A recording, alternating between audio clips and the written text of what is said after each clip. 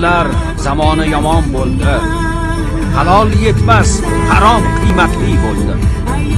O'qilgan Qur'onga quloq tutilmas, shaytonlar semirdi, quvvatli bo'ldi.